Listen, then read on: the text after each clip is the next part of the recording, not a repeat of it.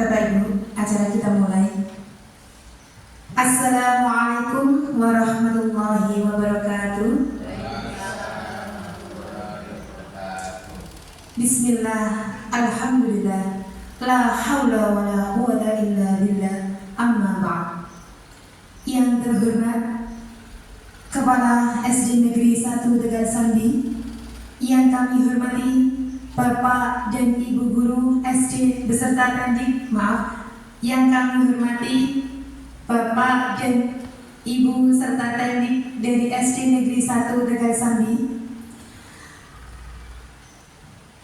Marilah di pagi yang cerah ini kita bersyukur kehadirat Allah Subhanahu wa Ta'ala, yang mana pada pagi hari ini kita diberikan kesehatan, kita diberikan rahmat, taufik serta hidayahnya, sehingga kita semua dapat berkumpul di ruangan ini dalam keadaan sehat walafiat.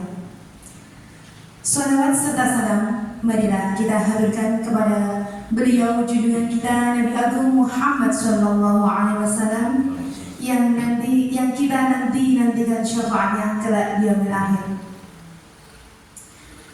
Bapak Ibu yang berbahagia, perkenankan saya untuk menyampaikan acara pada hari ini. Acara yang pertama yaitu pembukaan, acara yang kedua sambutan kepala sekolah, acara yang ketiga penyampaian materi pemahaman budaya positif oleh CGB, acara yang keempat lain-lain, acara yang kelima penutup. Mengawali acara kita pada hari ini, marilah kita buka dengan bacaan umul kitab. Al-Hadiyah Al-Fatihah. A'udzubillahi minasyaitonirrajim. Bismillahirrahmanirrahim. Alhamdulillahirabbil alamin. Arrahmanirrahim. Maliki yaumiddin. Iyyaka na'budu wa iyyaka nasta'in. Ihdinas siratal mustaqim. Shiratal ladzina an'amta 'alaihim ghairil maghdubi 'alaihim waladdallin. Acara selanjutnya yaitu sambutan kepala sekolah kepada beliau Ibu Eni Winiati, SPD SD. Kami persilahkan.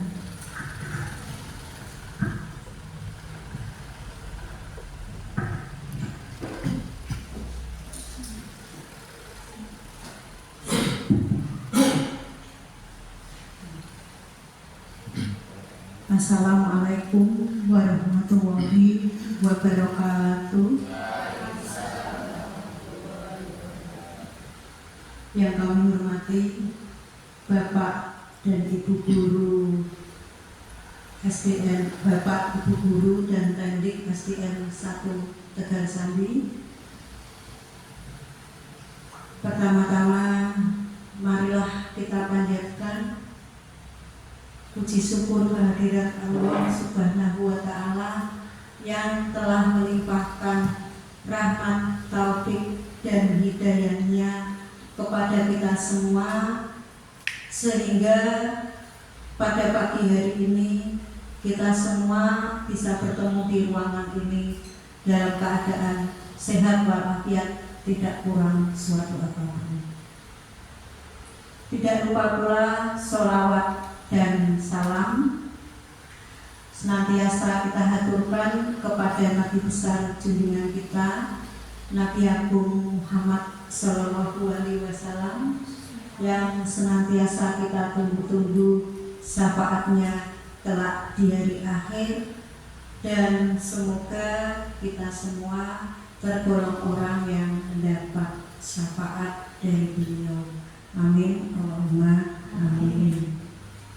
Bapak Ibu yang kami hormati, terima kasih kami haturkan kepada Bapak Ibu semua yang telah memenuhi undangan dari teman kita, Ibu kita Fitriana Rahayu, yang hari ini beliau melaksanakan tugasnya sebagai calon guru penggerak angkatan 10 Kabupaten Jepara, yaitu dalam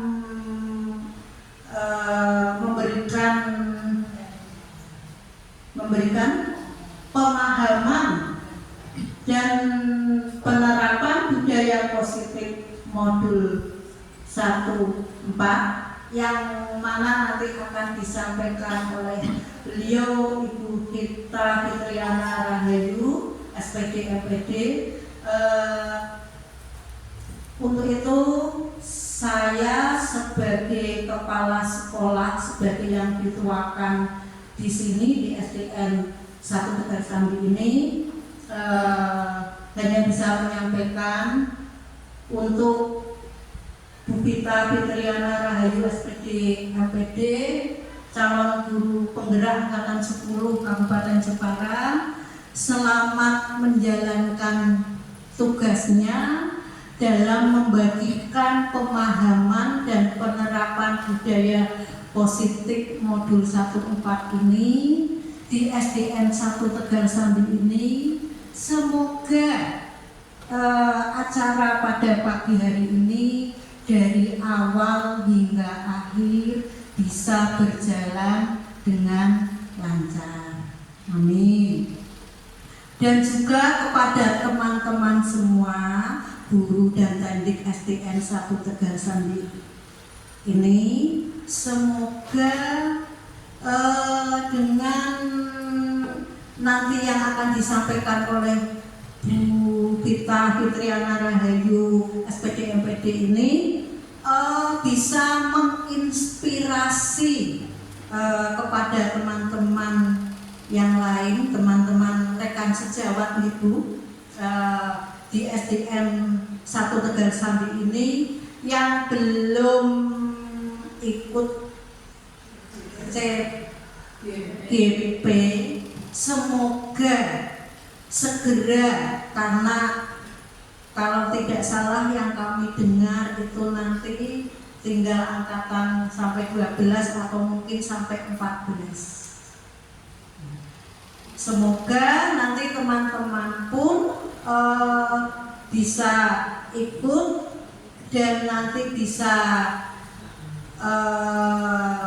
ngasuh kawruh dengan Bu Pita Fitriana Rahayu di SDN 1 Tegal Sambi ini. Kemudian kepada beliau Bu Pita Fitriana Rahayu SPD MPD, saya hanya menitip pesan ya. Semoga semua tugas-tugas yang dibebankan CGP angkatan 10 ini bisa diselesaikan dengan baik, dengan lancar, dan insya Allah bisa diterapkan di SDN 1 Tegal Sambi ini, dan Bu Pita ini menjadi suri tauladan ya, untuk teman-teman, untuk SDN 1 Tegal Sambi ini menjadi garda terdepan untuk bisa memotivasi anak, memotivasi teman-teman, rekan-rekan guru sejawat di dalam menjadikan SDN 1 Tegal Sambi ini ke arah yang lebih baik, ke arah yang maju, lebih maju dari sebelumnya, baik dalam prestasi akademik maupun non akademik. benih. Dan juga saya berpesan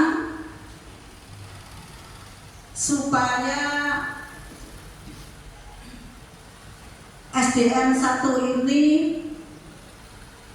dengan adanya CGP angkatan 10 dan yang sebelum-sebelumnya, nah, ini supaya teman-teman yang lain monggo nggih segera mengikuti jejak Bu Pita, karena memang ini juga tidak saja bermanfaat untuk diri sendiri, tapi juga untuk sekolah nih, untuk sekolah kita. Monggo untuk itu supaya teman-teman yang lain segera nih, saya hanya bisa menghimbau ini, dan kiranya hanya ini yang bisa saya sampaikan, kurang lebihnya mohon maaf. Wabillahi taufik wal hidayah. Wassalamualaikum warahmatullahi wabarakatuh.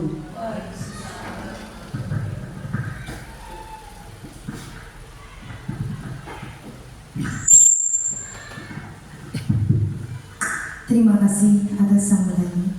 Acara selanjutnya yaitu penyampaian materi pemahaman budaya positif oleh caleg guru penggerak. Kepada Ibu Vita Fitriana Rahayu, SPD MBD, kami persilahkan.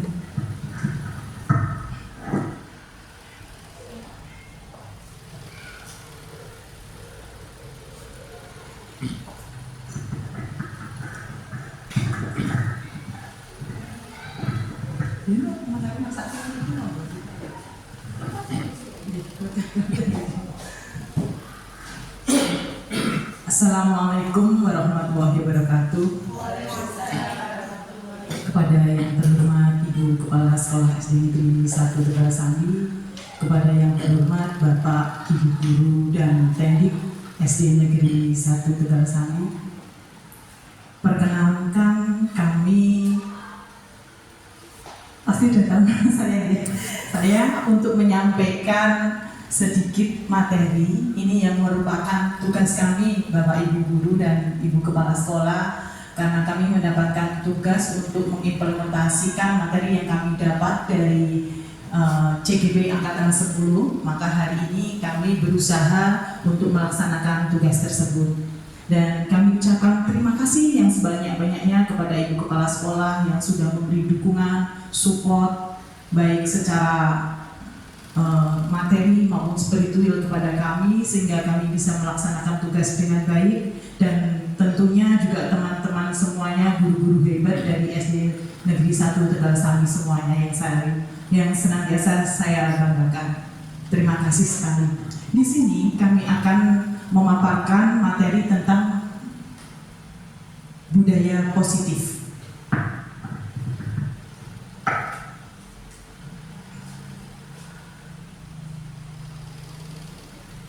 Tapi sebelumnya supaya ini nanti kelasnya bisa kondusif gitu, ya. Bagaimana kalau kita buat kesepakatan kelas terlebih dahulu? Sudah pernah membuat kesepakatan kelas, ya? Pasti kalau kurikulum merdeka kan kita sudah pernah. Monggo, bagaimana kelas kita nanti supaya bisa berjalan dengan lancar? Bagaimana kesepakatan yang ingin dibuat? Apa? Bu Iva, Mbak Lina? HP di silent, ya Bapak Ibu, mohon nanti saat berlangsung kegiatan ini HP mohon di silent. Kemudian ada yang lain mungkin usulan? Boleh minum, ya, boleh makan, boleh minum. Oke, kita setuju ya kesepakatan hari ini, boleh makan, boleh minum, tapi tetap kondusif, betul ya? Boleh meninggalkan ruangan sebelum selesai kegiatan? Tidak boleh. Oke, ini kesepakatan lah ya, bukan saya memaksa. Ini kesepakatan kita. Jadi mungkin itu, atau mungkin tambahan lagi. Mungkin mau mulai kelas 5. Belum pulang kelas 5. Oke, kalau untuk tertentu mungkin bisa ya semuanya. Ya, memang kesepakatan kelas itu memang bisa kita buat ya, kita buat dengan anggota kita atau di kelas kita. Dan ini bisa kita terapkan di kelas kita nanti saat mengajar. Salah satunya seperti ini kesepakatan belajar kita. Mungkin bisa nanti setelah makan mungkin sampahnya dibuang di tempat sampah, okay? Dan memperhatikan penjelasan pemateri dengan baik. Seperti itu. Kita setuju kesepakatan ini? Setuju.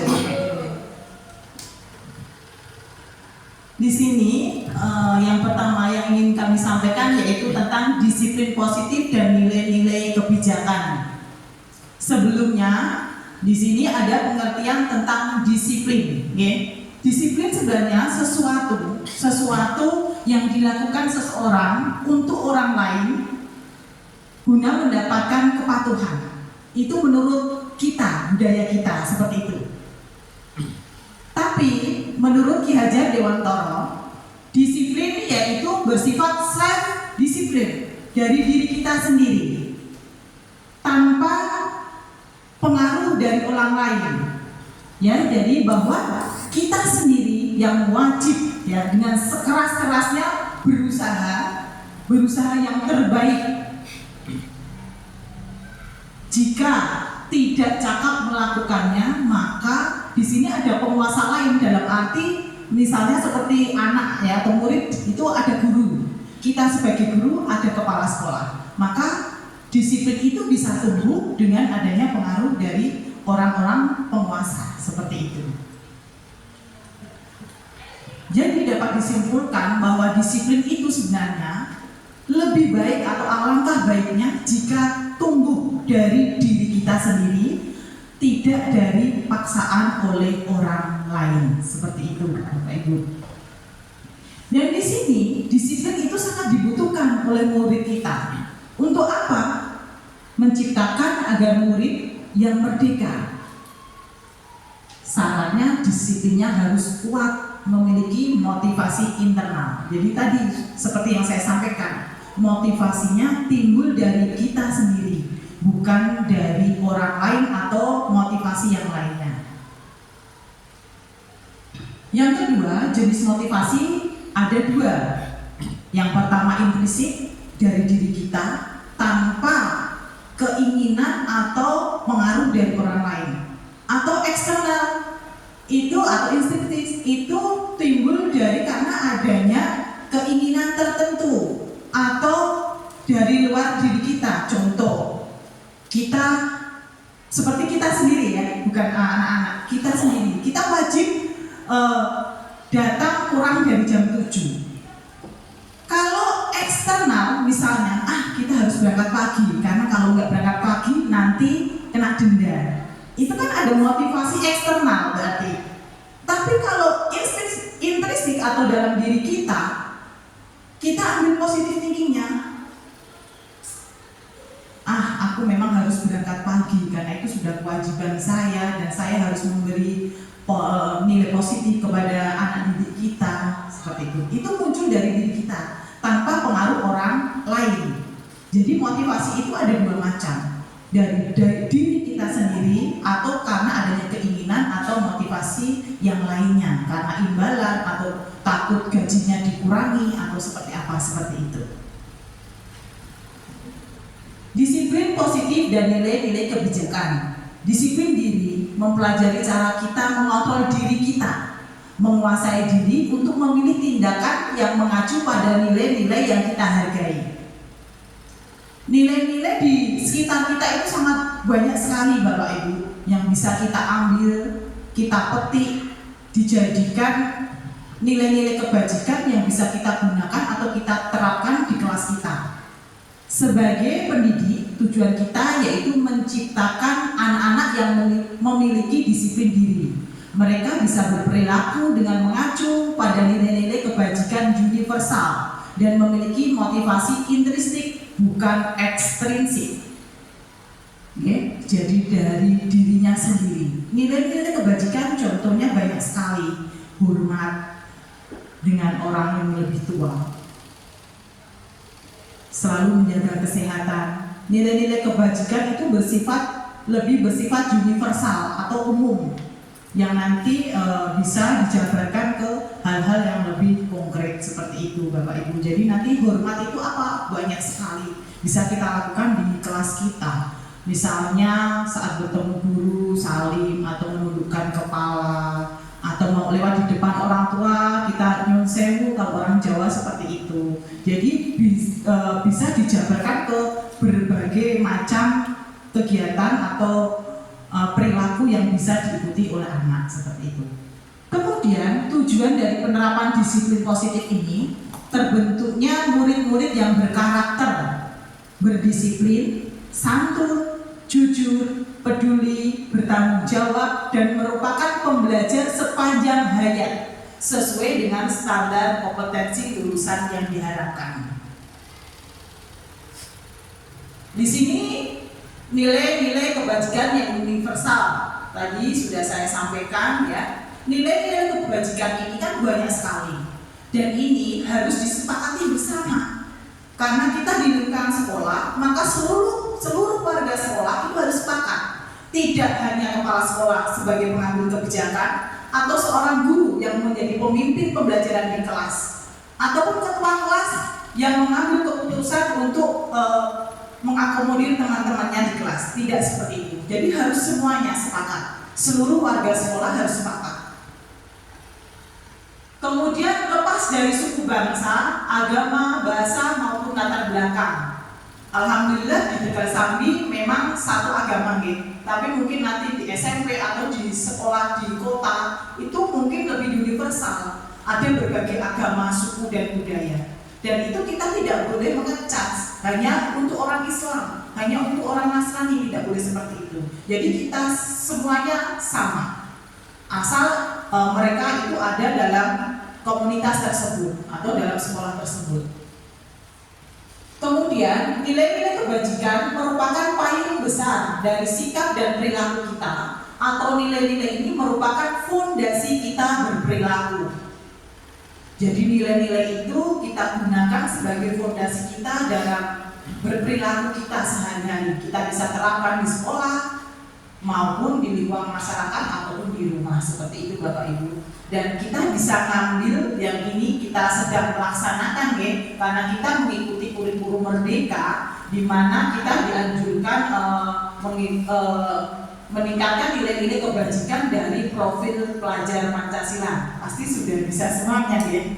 Profil pelajar Pancasila ada 6 ya, yaitu beriman, bertawakal Tuhan Yang Maha Esa, berakhlak mulia, mandiri, bernalar bisnis, berpendidikan global, gotong royong, dan kreatif. Mari Bapak Ibu kita sejenak untuk rileks, kita berdiri bernyanyi bersama. Di sini ada lagu profil pelajar Pancasila. Nah, di mana nanti kita bisa menerapkan ke anak didik kita tentang profil pelajar Pancasila. Monggo Bapak itu untuk berdiri, nanti sambil gerakan ya. Yang pertama seperti ini, profil ya. Pelajar Pancasila, pelajar Pancasila, beriman dan bertakwa pada Tuhan Yang Esa. Bisa ya? Oke, sambil pakai musiknya nih. Sebentar.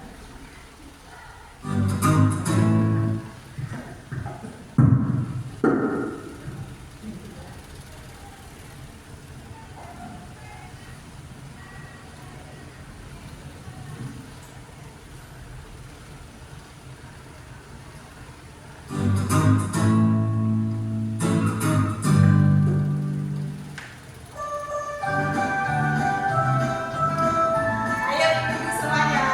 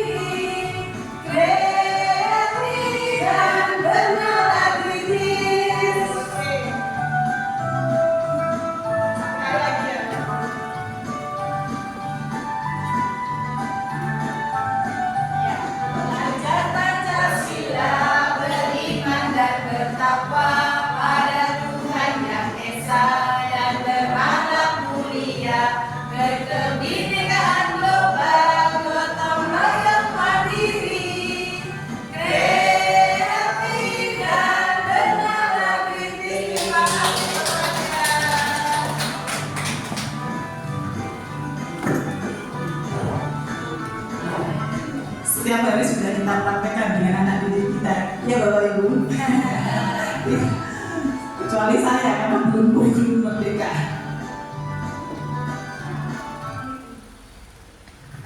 Selanjutnya yaitu motivasi manusia menurut Diana Rosen. Di sini motivasi manusia itu dipengaruhi oleh berbagai macam tindakan atau mungkin yang dilakukan terhadap pelanggaran, atau kalau kita cenderung untuk yang lebih baik itu disebut dengan kesepakatan. Pelanggaran contoh kalau misalnya kita tidak memakai helm saat mengendarai motor itu terkena sanksi. Nggih, apa betul Bapak Ibu? Itu karena kita melanggar peraturan. Nah, di sini kalau kita berbeda dengan kesepakatan. Kalau kesepakatan itu dibuat bersama dan cenderung kesepakatan itu yang membuat kesepakatan itu lebih yakin. Seperti saat terjadi COVID-19. Itu kan di hampir semuanya, semua warga itu memakai masker. Kalau kita peraturan setelah COVID itu masker dibuka, selesai, tidak ada pertanggungjawaban. Tapi kalau keyakinan, yakin memakai masker itu supaya apa Bapak Ibu? Supaya menjaga kesehatan, tidak takut. Tapi kalau mereka yakin masker itu bisa menjaga kesehatan, pasti kalau pergi kemana-mana pakai masker. Bisa membedakan nih antara peraturan dan keyakinan. Jadi kalau keyakinan itu lebih kuat ke diri kita untuk melakukan perbaikan dari masalah yang kita hadapi dan memberikan solusi dari masalah tersebut, seperti itu Bapak Ibu. Nah, dalam menyelesaikan suatu masalah, pertama motivasi menurut Diana Rosen itu yang pertama untuk menghindari ketidaknyamanan atau hukuman. Berangkat pagi supaya tidak dihukum. Kalau ada anak terlambat ke sekolah, biasanya apa yang Bapak Ibu ucapkan? Pertama kali gurunya misalnya. Kalau mendapatkan muridnya yang terlambat sekolah, biasanya apa yang dilakukan gurunya? Menanyakan alasan kenapa kok terlambat, alasannya apa? Boleh. Ada yang lain selain alasannya? Mungkin yang lain? Ada nggak yang langsung memarahi misalnya? Besok jangan diulangi lagi. Seperti itu. Namanya kadang kita juga manusia kan, Bapak Ibu. Kadang itu kita langsung terpancing emosi dengan kesalahan yang dilakukan oleh seorang murid. Karena kita sebagai pendidik biasanya seperti itu. Nah, di sini biasanya kan anak-anak juga merasa ketakutan. Nah, di sini motivasinya untuk menghindari ketidaknyamanan atau hukuman. Aku berangkat pagi ya, takut dihukum sama bu guru misalnya seperti itu. Kemudian yang kedua, untuk mendapatkan imbalan atau penghargaan dari orang lain. Saya kalau kita sebagai guru, aku ya kudu masuk esok terus ibin gaji utuh.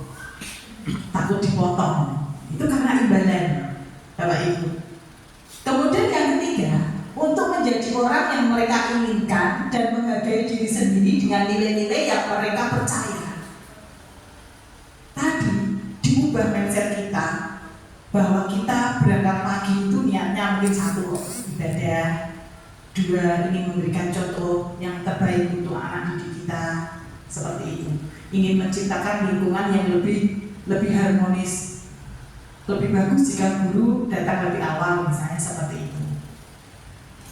Dan dari semua itu tujuan dari disiplin positif adalah menanamkan motivasi yang ketiga pada murid-murid kita, yaitu menjadi orang yang mereka inginkan dan menghargai diri sendiri dengan nilai-nilai yang mereka percaya. Jadi yang paling bagus digunakan motivasi yang ketiga Bapak Ibu. Mereka menjadi orang yang mereka inginkan dan menghargai diri sendiri dengan nilai-nilai yang mereka percaya. tanpa adanya hukuman ataupun imbalan atau penghargaan dari orang lain. Di sini ada pengertian dari hukuman, konsekuensi dan restitusi. Kalau hukuman Bapak Ibu, hukuman itu bersifat tidak terencana atau tiba-tiba. Anak atau murid tidak tahu apa yang akan terjadi dan tidak dilibatkan. Artinya apa? Dalam menyelesaikan masalah, jika anak menghadapi masalah itu, anak-anak langsung dihukum. Misalnya, kamu tidak mengerjakan PR, silakan lari 10 kali. Misalnya, itu anak tidak tahu, ya Allah aku tak lari, langsung dihukum Pak Romi, misalnya seperti itu. Ini namanya hukuman. Berbeda dengan konsekuensi. Kalau konsekuensi, murid tetap dibuat tidak nyaman untuk jangka waktu pendek. Konsekuensi biasanya diberikan berdasarkan suatu data yang umumnya dapat diukur. Misalnya, setelah 3 kali tugasnya tidak diselesaikan pada batas waktu yang diberikan, murid melakukan kegiatan di luar kegiatan pembelajaran. Misalnya, ada anak yang 3 kali tidak mengerjakan PR, silakan kerjakan di kantor. Saya sendiri pernah melakukan seperti itu, Bu, dan sering sekali. Karena sebelum mengikuti SPP ini sebenarnya sangat manfaatnya sangat besar sekali. Dengan kegiatan seperti ini itu kita menjadi tahu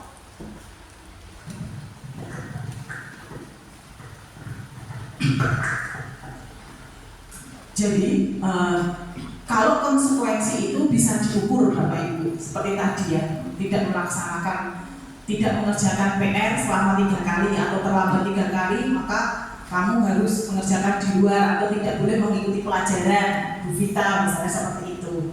Nah, itu bisa diukur. Tapi sama-sama memberikan dampak yang tidak baik kepada anak. Dan itu mungkin anak patuh dalam waktu pendek. Pasti ada di benak mereka itu, aku yang terhukuman. Seperti itu, masih ada dampak negatifnya yang masih diingat oleh anak. Seperti itu Bapak Ibu. Berbeda dengan restitusi.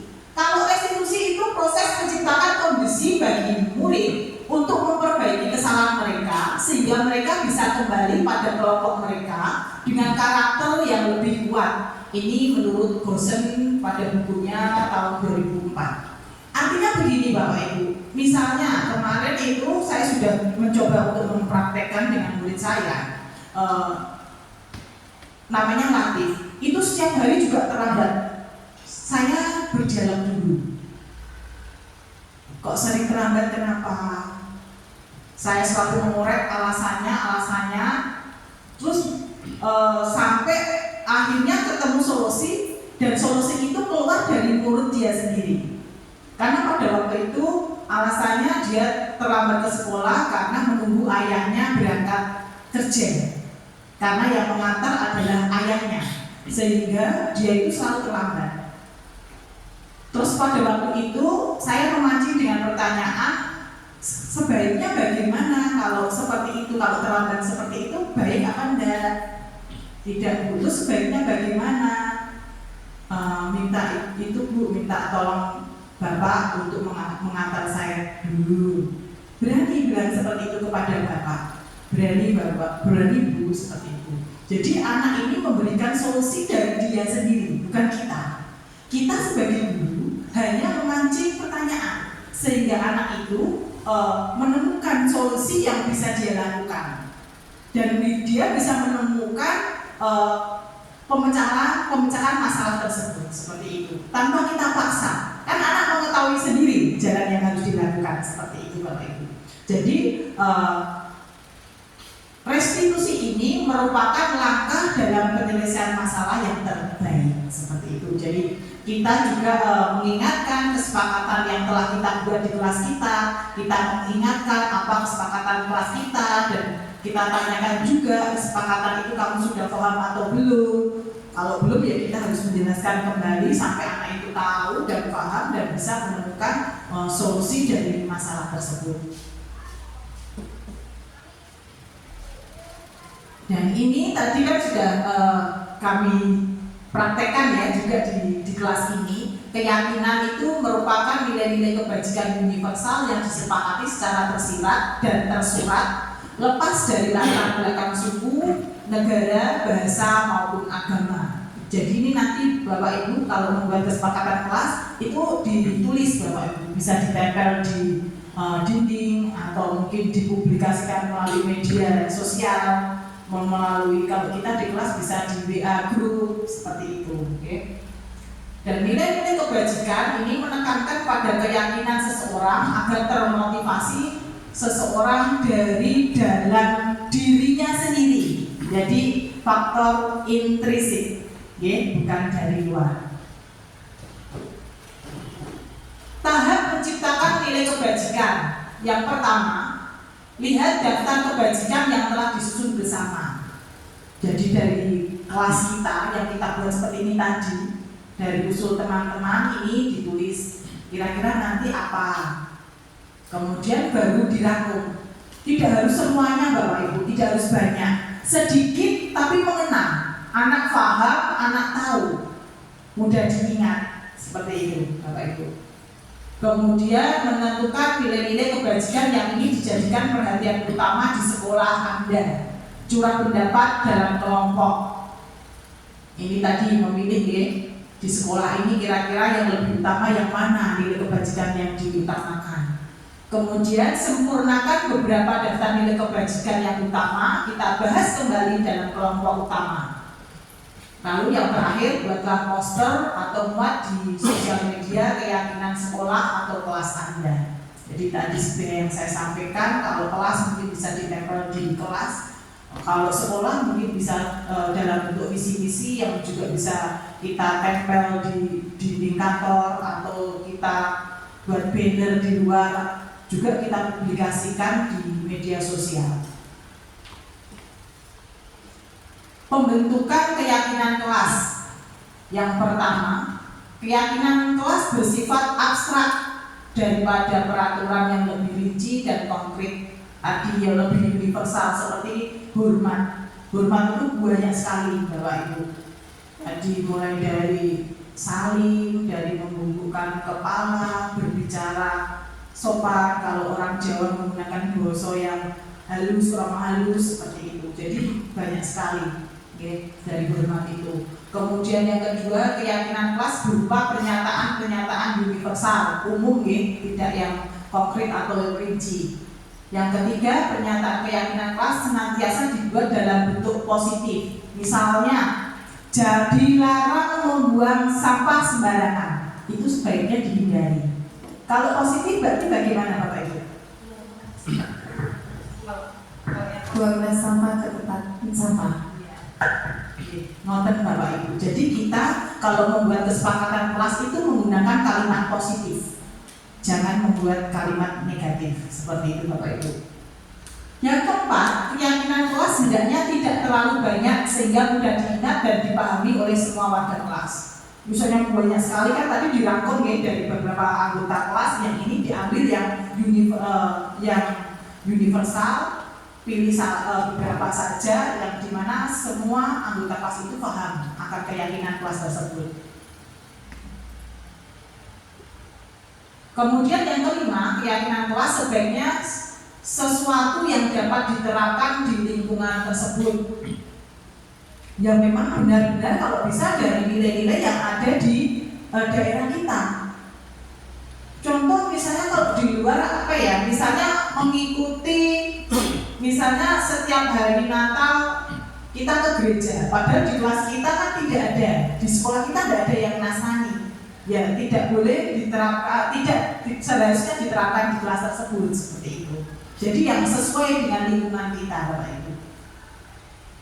Kemudian yang keenam, semua warga kelas hendaknya ikut berkontribusi dalam pembuatan keyakinan kelas lewat kegiatan curah pendapat. Seperti tadi pendapat dari Pak Roni, dari Bu Nini, dari kepala sekolah, itu kita tampung dulu lalu kita pilih yang terbaik seperti itu. Yang ketujuh, bersedia meninjau kembali keyakinan kelas dari waktu ke waktu. seandainya kelas keyakinan itu sudah usang, tidak perlu lagi, kayaknya wis gak gantung iki gitu, keyakinan itu sangat cocok diterapkan, maka kita bisa mengganti atau bisa menghilangkan, bisa menghapus dengan keyakinan kelas yang lain.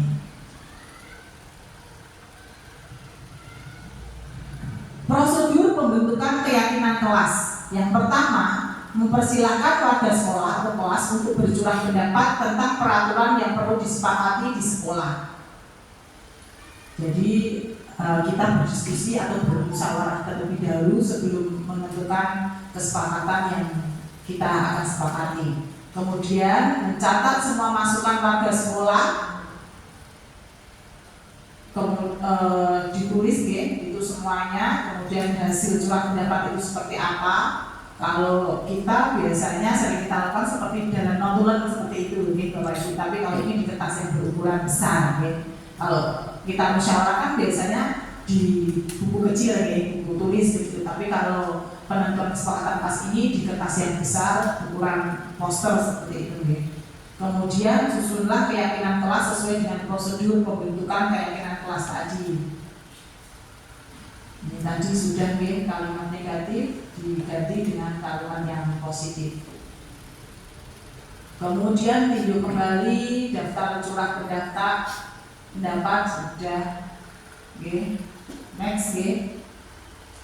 Ini contoh yang sudah ada dari teman-teman kami. Ini contoh keyakinan kelas di kelas 1. Ini di kelas 5. Ini di kelas 7 yang mungkin karena anaknya lebih dewasa ya, jadi agak panjang sedikit kalimatnya. Kalau di kelas rendah mungkin lebih sedikit simple ya, anak-anak yang penting paham. Dipastikan anak-anak harus paham tentang keyakinan ini. Kalau tidak paham, guru harus memberi penjelasan tentang keyakinan ini.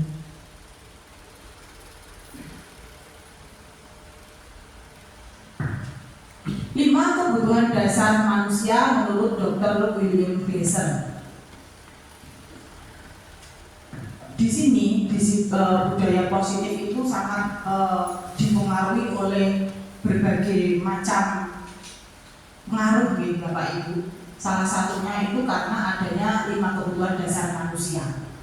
Jadi budaya positif atau disiplin positif ini perlu dikembangkan. Yang pertama, kebutuhan untuk bertahan hidup atau survival. Di sini kebutuhan yang bersifat fisiologis untuk bertahan hidup, misalnya kesehatan, rumah, dan makanan. Karena biasanya orang yang mengalami gangguan terhadap kebutuhan untuk bertahan hidup ini, survival ini pasti akan mengalami masalah. Anak didik kita, misalnya, biasanya terlahir dari keluarga yang tidak mampu, itu sangat berpengaruh. Gina pembunuhan sangat berpengaruh. Pasti anak tersebut cenderung mengalami masalah. Kemudian kurangnya kasih sayang dan rasa yang diterima atau love and belonging. Ini juga sama. Mungkin ada anak atau peserta didik kita dari keluarga yang broken home. Itu juga mengalami masalah, kurang kasih sayang orang tua. Atau enggak mungkin tidak hanya broken home, ayah ibunya sibuk kerja mencari nafkah dari pagi sampai malam, sampai bertemu dengan anaknya pun tidak sempat. Mungkin anak bangun, orang tua sudah berangkat kerja, saat orang tua pulang, anak sudah tidur. Jadi itu kan bisa kurang kasih sayang yang sehingga menjadi masalah bagi anak tersebut. Kemudian yang ketiga, kebebasan atau freedom, kemandirian, otonomi, memiliki pilihan dan mampu mengendalikan arah hidup seseorang. Anak dikekang juga bermasalah Bapak Ibu. Maka nanti dengan adanya ini nanti bisa guru itu bisa menjadi posisi kontrol, yang dimana nanti ada beberapa macam posisi kontrol yang bisa menyelesaikan permasalahan anak. Kemudian karena kesenangan atau fun, mencari kesenangan, bermain dan tertawa. Meskipun hanya tertawa ini manfaatnya sangat besar Bapak Ibu. Kalau kita tidak tertawa itu jadi masalah. Tapi tertawa sendiri juga masalah Bapak Ibu. Jadi kalau kita kurang tertawa, kurang bermain, itu juga akan mengalami masalah. Seperti itu Bapak Ibu. Kemudian yang kelima yaitu penguasaan penguasaan atau power di sini menjadi kompeten, menjadi terampil, diakui atas prestasi dan keterampilan kita. Baik anak maupun guru itu berhak mendapatkan apresiasi jika memang mempunyai kemampuan atau mempunyai keterampilan ya dalam hal-hal tertentu, itu guru maupun peserta didik berhak mendapatkan itu, seperti itu Bapak Ibu. Jadi jangan segan-segan kalau memang anak didik kita mendapatkan prestasi, ya kita beri seperti itu, kita beri apresiasi seperti itu ya. Guru-guru juga berhak, nanti guru kepala sekolah yang memberi apresiasi seperti itu. Kemudian untuk lebih memahami tentang 5 kebutuhan dasar manusia dan dunia berkualitas, coba di sini nih Bapak Ibu ada beberapa pertanyaan. Kira-kira dalam hidup ini siapa orang yang paling penting untuk Anda? Kira-kira siapa? Mungkin bisa menjawab dari pertanyaan ini. Ada 7 pertanyaan. Mungkin pertama Pak Roni, mungkin atau Bu Nini, keluarga bisa. Keluarga sangat penting kan, boleh kan? Kenapa memilih keluarga? Nilai-nilai kebajikan apa yang terpenting dalam hidup Anda? Nilai kebajikan mungkin kalau keluarga berarti apa yang untuk keluarga? Nilai-nilai kebajikannya begini. Kebersamaan, kasih sayang pasti ya. Kasih sayang itu nilai-nilai kebajikan yang bisa kita ambil dan kita terapkan dalam kinerja kita. Kemudian kalau Anda menjadi orang yang ideal, karakter atau sifat apa yang paling Anda inginkan pada diri Anda? Kira-kira apa? Kalau pengen menjadi seorang ideal, jadi kan harus bagaimana? Punya sifat yang bagaimana? Disiplin ya? Setuju nih Mbak? Bener ya? Setuju nih? Ya memang menurut saya juga disiplin. Kemudian apa pencapaian Anda yang Anda sangat banggakan? Ketika apa? Pencapaian apa? Mempunyai anak cowok, Pak Roni kan bangga. Mungkin kalau Pak Rio berhasil mengantarkan anak-anak ke tingkat kabupaten menjadi juara 1, kan? Itu suatu kebanggaan ya. Jadi seperti itu. Apa pekerjaan ideal bagi Anda? Guru ini terpaksa atau pekerjaan ideal, Bapak Ibu? Seharusnya menjadi pekerjaan yang ideal sehingga membuat kita nyaman ya. Enggak karena unsur-unsur lain tadi. Kemudian ini enggak usah ya. Apa perlu? Ceritakan bagaimana perjalanan hidup Anda di mana Anda merasa itulah titik puncak hidup Anda. Apakah sudah merasa di titik puncak? Belum nih Bapak Ibu. Kita masih ingin berbagai macam pencapaian masih. Kemudian apa yang paling bermakna dalam hidup Anda?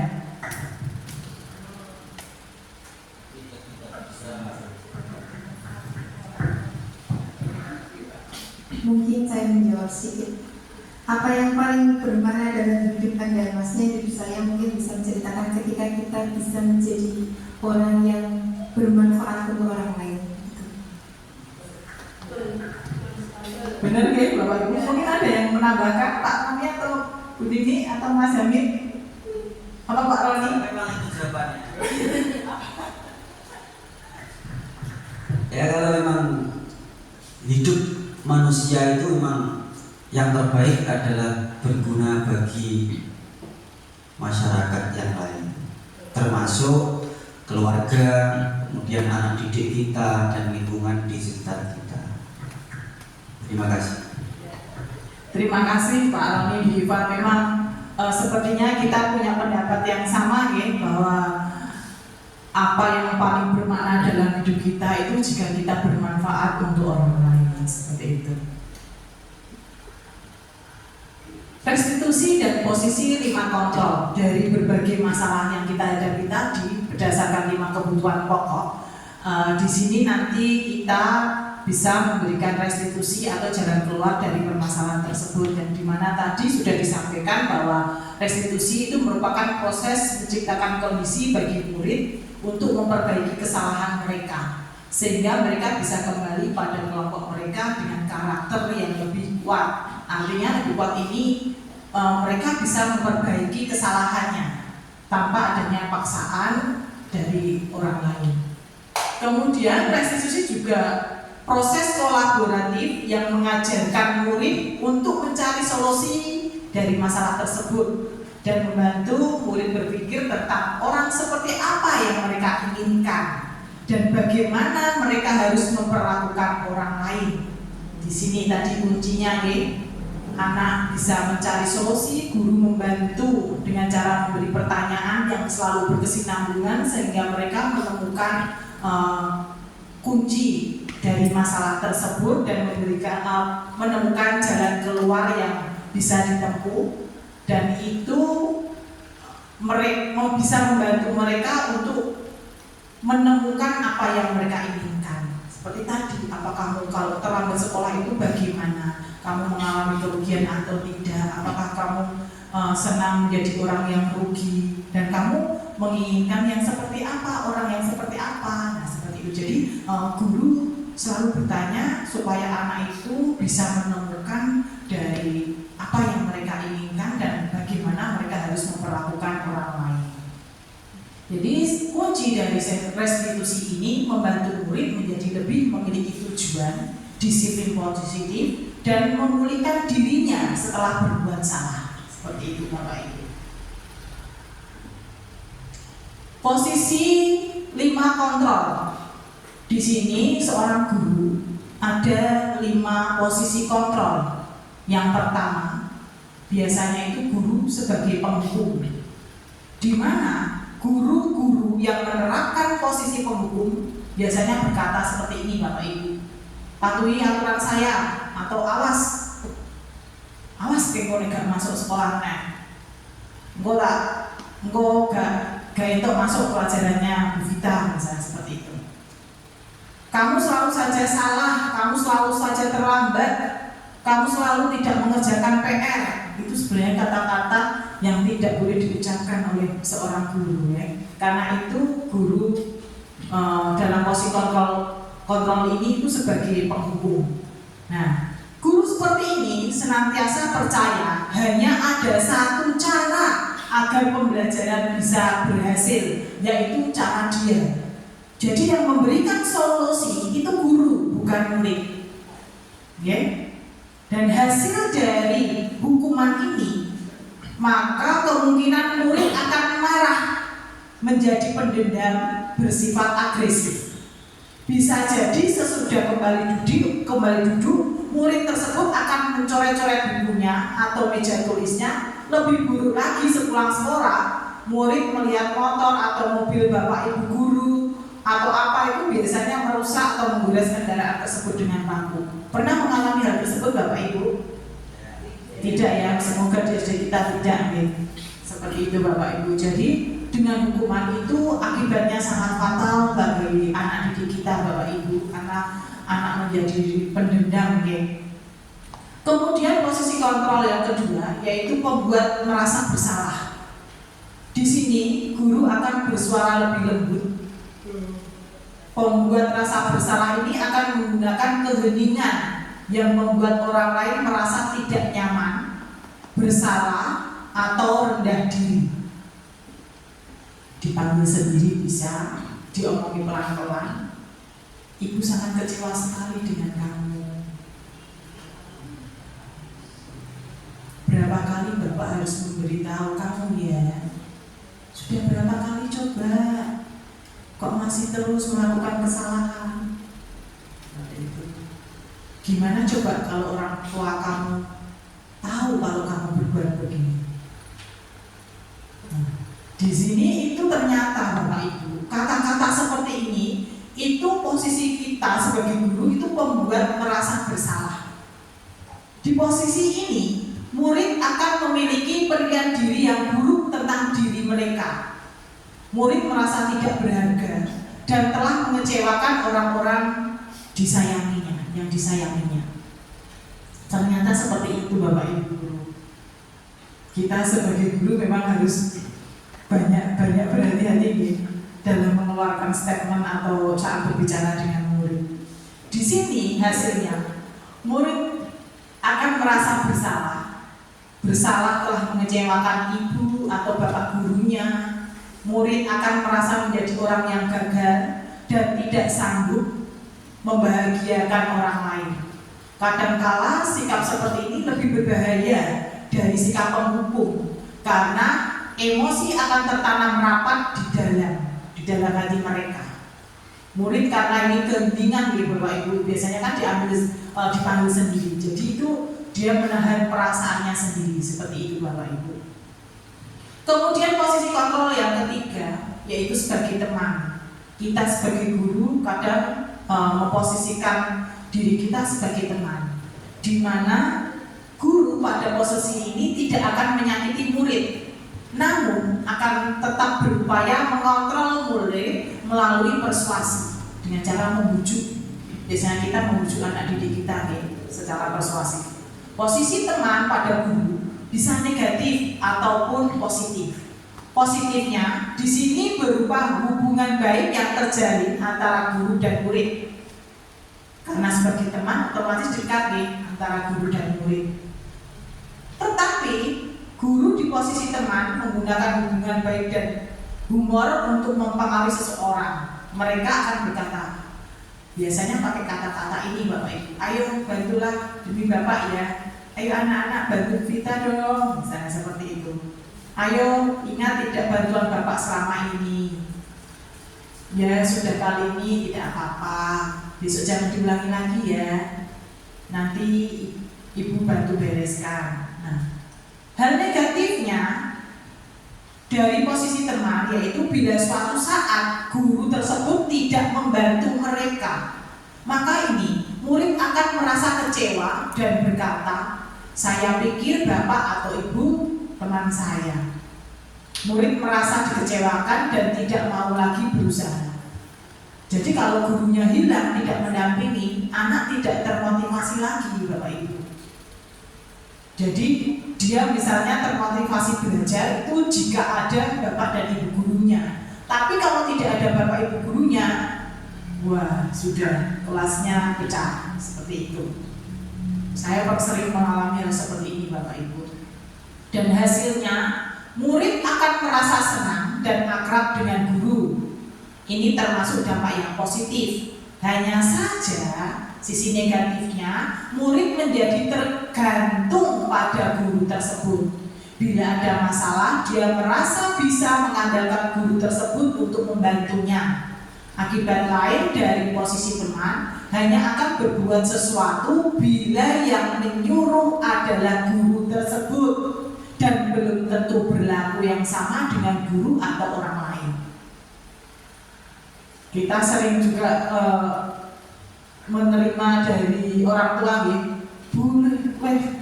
boleh becek jenengan, boleh saya jenengan Bu yang memberitahu kepada anak saya, wong tuane iki lak dibuku Bu, seperti itu ya.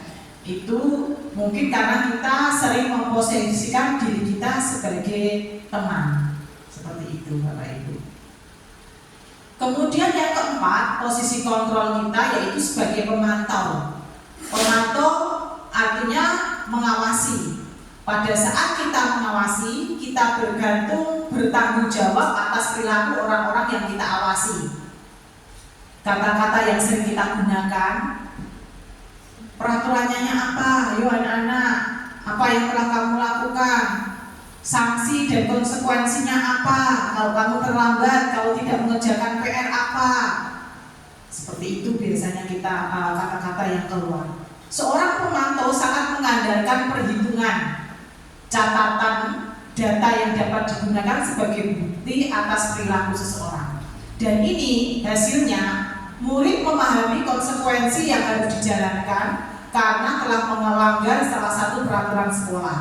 Guru tidak menunjukkan suatu emosi yang berlebihan, menjadi marah atau membuat merasa berbuat salah. Murid tetap dibuat tidak nyaman, yaitu dengan harus tinggal kelas pada waktu jam istirahat dan mengerjakan tugas.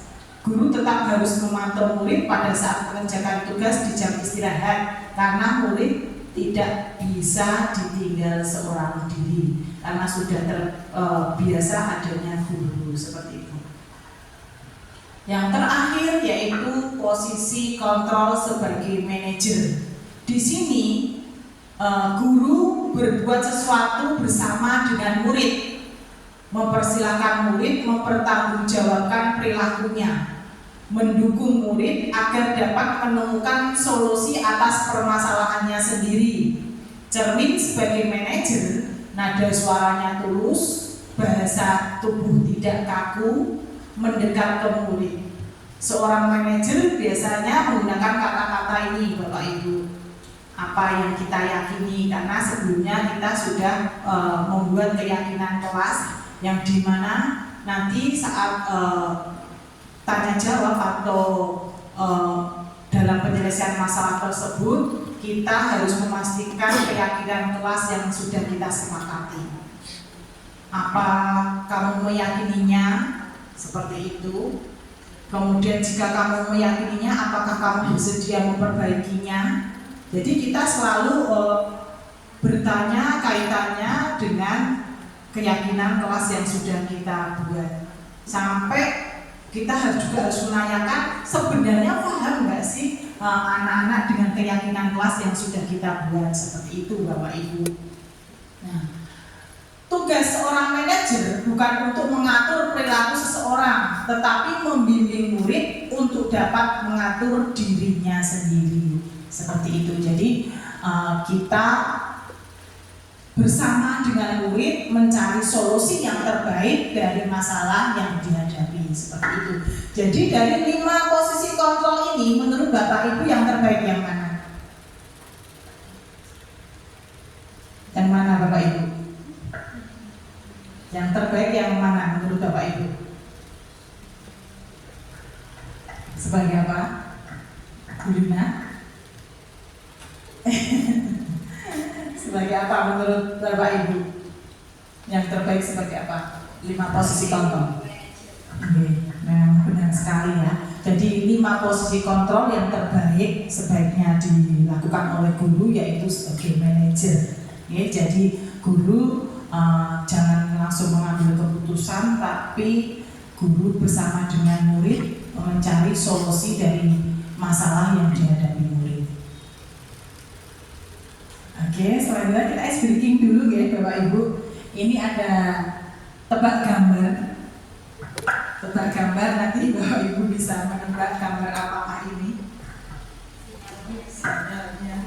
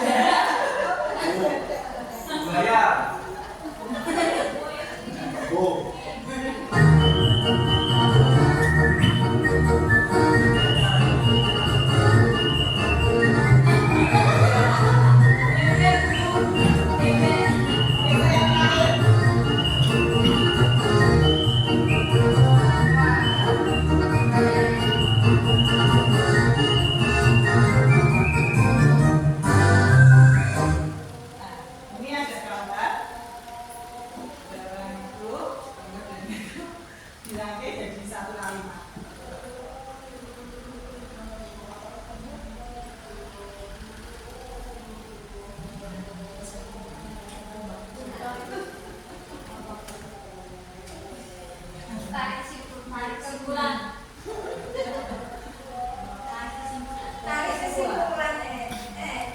Dengan persatuan. Tepat sekali. Tarik kesimpulan. Kita lihat. Coba dong, kita lihat dulu apa.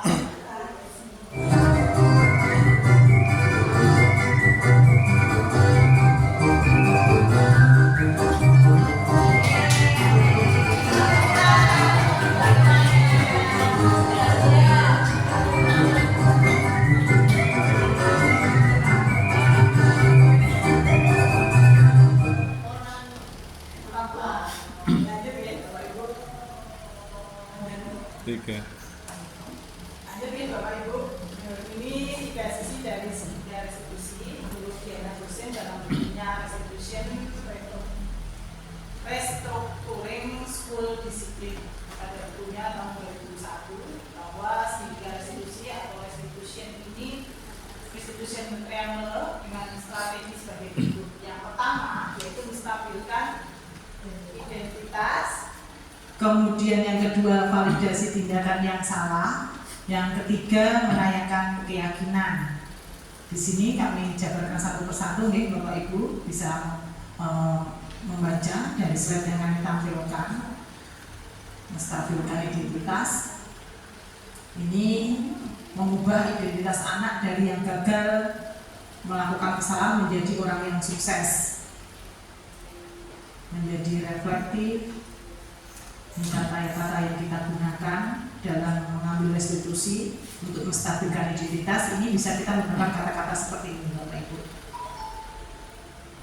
Kemudian validasi tindakan yang salah. Menurut teori kontrol, semua tindakan manusia baik atau buruk pasti memiliki tujuan tertentu, di mana seseorang guru yang memahami teori kontrol pasti akan mengubah pandangannya dari teori stimulus respon ke cara berpikir proaktif yang mengenali tujuan dari setiap tindakan. Contohnya, ini kata-kata yang bisa kita gunakan. Anak-anak, padahal kamu bisa melakukan yang lebih buruk dari yang ini ya. Ini kan salah nih, tindakan salah. Tapi nanti anak bisa menemukan kesalahan yang mereka perbuat. Ini kalimat yang bisa kita gunakan. Kemudian yang ketiga yaitu menanyakan keyakinan. Dari teori kontrol menyatakan bahwa pada dasarnya termotivasi secara internal ketika identitas sukses telah tercapai. Langkah yang pertama, kemudian tingkah laku yang salah telah divalidasi. Ini merupakan langkah yang kedua, yaitu anak akan siap untuk dihubungkan dengan nilai-nilai yang dia percaya. Tadi keyakinan yang telah dibuat itu seperti apa? Kita hubungkan seperti itu. Jadi anak bisa mencari solusi dari masalah yang dihadapi. Ini kalimat yang bisa kita gunakan.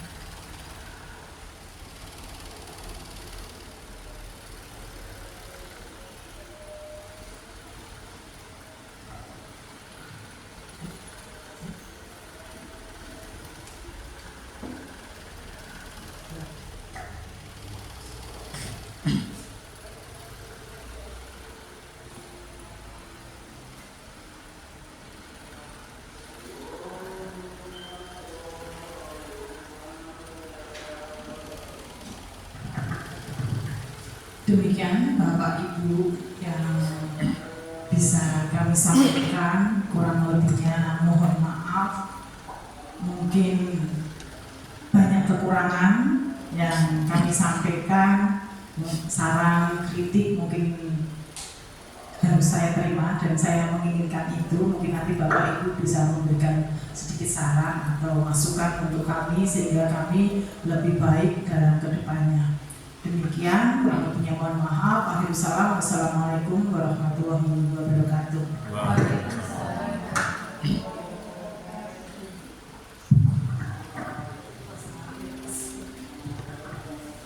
Terima kasih atas penyampaian materi pemahaman budaya positif oleh Ibu Vita Fitriana Rahayu SPMD. Semoga kita semua sebagai pendidik bisa mengamalkan nilai-nilai positif yang telah disampaikan oleh Ibu Vita Fitriana Rahayu dan bisa menjadi suri teladan bagi peserta didik kita semua. Acara selanjutnya yaitu lain-lain.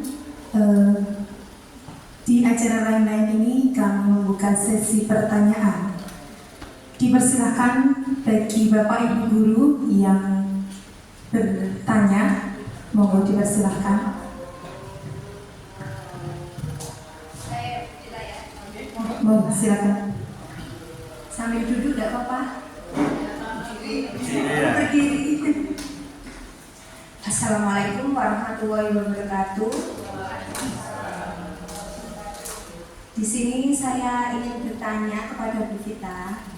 Tadi dari pemaparan yang disampaikan oleh Bu Vita kan tentang disiplin di kelas, kesepakatan kelas, keyakinan kelas, dan permasalahan yang ada di kelas. Nah, yang saya tanyakan yaitu bagaimana cara kita membangun budaya positif yang ada di sekolah. Begitu Bu Vita. Terima kasih. Ini langsung saya jawab malam ya.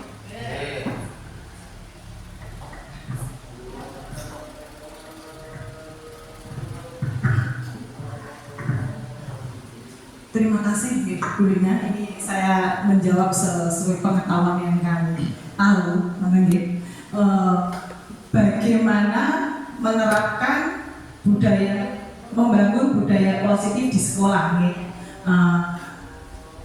Tentu budaya positif ini sangat penting bagi sekolah kita. Yang pasti komunikasi dengan warga sekolah itu sangat penting, baik kepala sekolah dengan guru dengan peserta didik, dengan warga sekolah yang lain. Jadi kunci utama adalah komunikasi, itu pasti. Kemudian yang kedua, menggunakan berbagai strategi. Di sini kegiatan untuk memunculkan budaya positif kan banyak sekali. Di sekolah kita sudah banyak ya. Contohnya kita setiap pagi sebelum masuk sekolah itu kita berdoa, membaca Asmaul Husna, ada juga doa-doa pendek, saling dengan Bapak Ibu guru, baris berbaris, itu juga merupakan budaya positif. Itu saat pembelajaran. Budaya positif itu bisa dikembangkan juga di kegiatan ekstrakurikuler maupun intrakurikuler. Jadi banyak strategi yang kita gunakan, apalagi dalam proses pembelajaran. Dalam proses pembelajaran kita mengenal berbagai macam strategi pembelajaran. Contoh budaya positif yang kita gunakan, pertama misalnya strategi dalam pembuatan suatu proyek di kelas. Itu kan anak-anak bisa meningkatkan kerjasama, bisa saling menghormati. Itu merupakan suatu budaya yang harus kita kembangkan. Jadi banyak sekali strategi pembelajaran yang harus kita gali supaya budaya positif itu menjadi kebiasaan di mana kebiasaan yang kita lakukan setiap hari, setiap saat itu menjadi budaya positif sekolah kita. Dan nanti kita bisa ambil secara garis besarnya saja yang di mana kebiasaan positif tersebut bisa menjadi visi misi di sekolah, seperti itu, Bu Lina. Kemudian tadi juga sudah saya sampaikan adanya penghargaan terhadap murid, terhadap guru juga bisa diberi penghargaan seperti itu. Jadi kuncinya tadi Bu Lina, satu komunikasi, kedua mengembangkan strategi pembelajaran, penghargaan terhadap murid maupun guru, juga memunculkan program-program baru baik ekstra maupun intrakurikuler yang bisa diikuti anak sehingga ada kemajuan atau perkembangan yang baik dari sekolah kita. Mungkin itu yang bisa kami sampaikan. Ada pertanyaan yang lain? Monggo Pak Roni.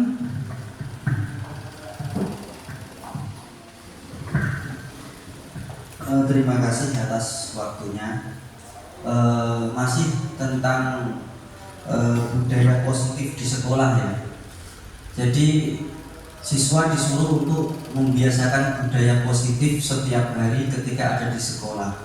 Nah, di sini yang akan saya tanyakan, apa peran guru dalam mendukung budaya positif yang ada di sekolah.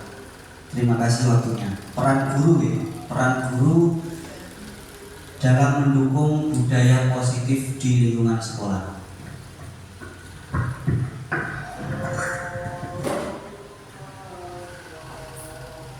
Apa peran guru yang mendukung budaya positif di sekolah nih? Menurut saya, guru itu sebagai pionir di sekolah. Kenapa saya sebut sebagai pionir? Karena anak-anak itu biasanya mencontoh kita. Jadi guru ini menurut Ki Hajar Dewantara kan ada semboyan Ki Hajar Dewantara nggih, tuturi handayani nggih itu ing ngarsa sentulado ing madya manungsa tuturi handayani. Di mana seorang guru itu diharapkan menjadi teladan bagi murid-muridnya. Maka menurut saya guru bisa berperan sebagai pionir di kelas itu sebagai teladan bagi peserta didik atau bagi murid-muridnya. Yang kedua yaitu guru menerapkan nilai-nilai positif, kebiasaan positif, misalnya nilai empati. Jika anak mengalami kesulitan, guru yang memang membantu. Contoh saja seperti saat membersihkan kelas, guru tidak hanya menyuruh, ayo Nang, bersih kelasnya.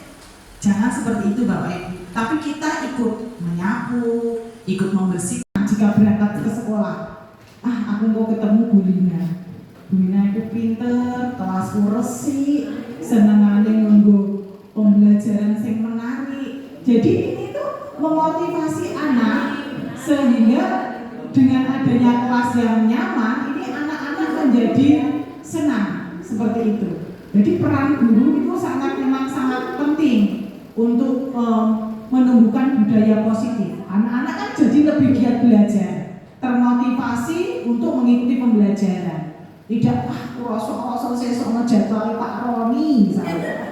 Aku kok diamuk misalnya. Diamukin ya seperti itu karena mungkin pernah mengalami hal yang negatif, trauma tadi mungkin menjadi posisi guru sebagai penghukum, membuat anak menjadi takut. Itu bisa terjadi seperti itu Bapak Ibu.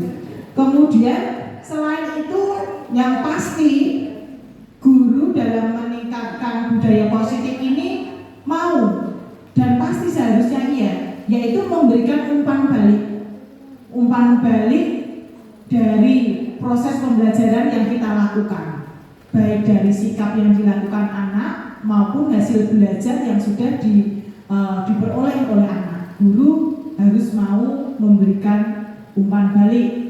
Dan yang keempat pasti refleksi, itu pasti ya. Kita harus sebagai guru harus bisa refleksi diri. Oh, strategi pembelajaran yang saya gunakan ini ternyata anak-anak lebih tertarik. Oh, kalau aku pakai ini tidak tertarik. Kalau menggunakan strategi pembelajaran seperti ini, hasil belajar semakin baik. Anak-anak senang, gembira. Maka seorang guru memang harus melakukan refleksi seperti itu. Mungkin itu Pak Roni yang bisa kami sampaikan. Mungkin nanti suatu saat nanti bisa kita implementasikan sendiri. Nanti baru terasa penerapan budaya-budaya positif tersebut. Terima kasih, monggo.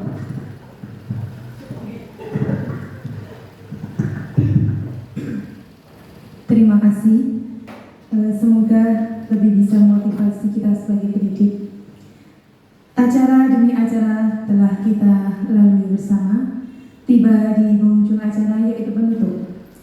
Bapak Ibu yang kami hormati, marilah kita tutup acara pada siang hari ini dengan bacaan hamdalah. Alhamdulillahirabbil alamin. Saya sebagai pembawa acara mohon maaf apabila ada kesalahan dari tutur kata saya atau sikap saya yang kurang berkenan. Billahi taufiq wal hidayah. Wassalamualaikum warahmatullahi wabarakatuh.